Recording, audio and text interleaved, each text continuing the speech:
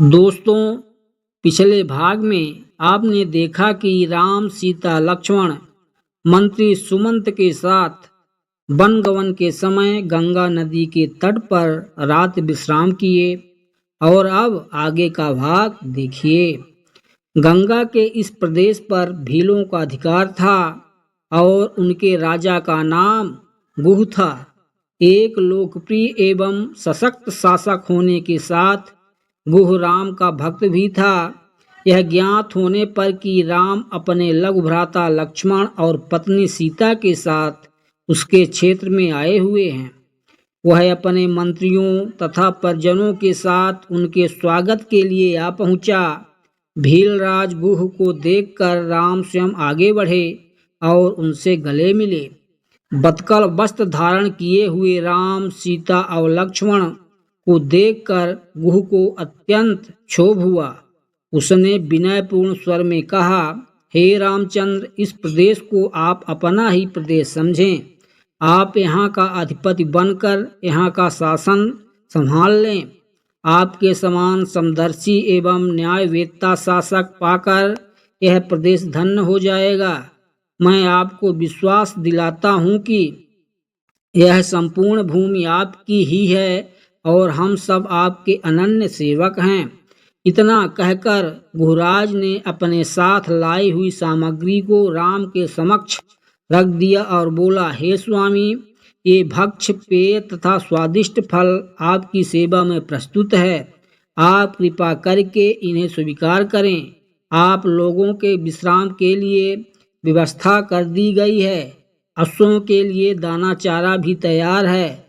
गुह की प्रेम में वचनों को सुनकर राम बोले, हे निषाद राज, आप इस प्रदेश के राजा हैं, फिर भी आप मेरे स्वागत के लिए पैदल चलकर आए हैं।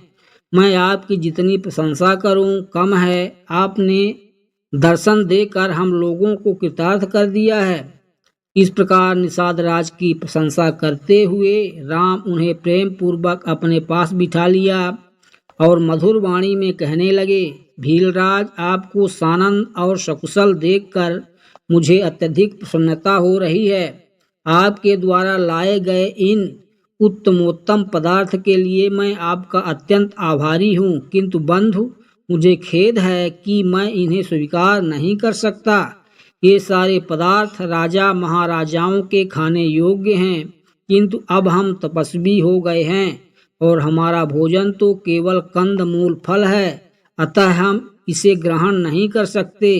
हाँ, अश्वों के लिए आप जो दाना चारा लाए हैं उन्हें स्वीकार करके मुझे बहुत प्रसन्नता होगी, क्योंकि ये मेरे पिताजी के प्रिय अश्व हैं, जिनकी सदैव विशेष देखभाल की जाती है। गुह ने भीलों को अश्वों के विशेष प्रबंध करने के लिए आदेश दे दिया। संध्या होने पर राम, सीता और लक्ष्मण ने गंगा में स्नान किया तथा ईश्वर उपासना के पश्चात उन्होंने कंदमूल फल का आहार किया। गुहराज उन्हें उस कुटी तक ले गए जहां पर उन्होंने उनके विश्राम के लिए अपने हाथों से प्रेम पूर्वक घास की सैया बनाई थी। कुटी में पहुंचकर गुह ने कहा, हे दशरथ नंदन, आप इन सैया पर विश्राम कीजिए। मैं आपका दास हूँ, अतः मैं पूर्ण रात्रि जागकर हिंसक पशुओं से आप लोगों की रक्षा करूँगा। आप हमें सर्वाधिक प्रिय हैं, इसलिए आप लोगों की सुरक्षा के लिए रात भर मेरे ये सभी साथी धनुष बाण लेकर तत्पर रहेंगे।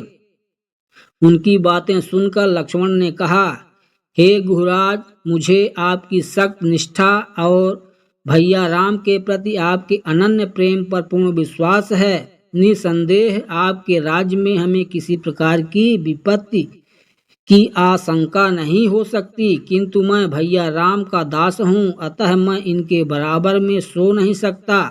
मैं भी रात भर आपके साथ पहरा देकर अपना कर्तव्य पूरा करूँगा। भीलराज गुह और लक्ष्मण कुटी के बाहर एक शिला पर बैठकर पहरा देते हुए बातें करने लगे। लक्ष्मण ने गुह को अयोध्या में घटित समस्त घटनाओं के विषय में बताया। इस प्रकार वह रात्रि व्यतीत हो गई। दोस्तों, आगे का भाग देखने के लिए कृपया चैनल को लाइक और सब्सक्राइब कर लें।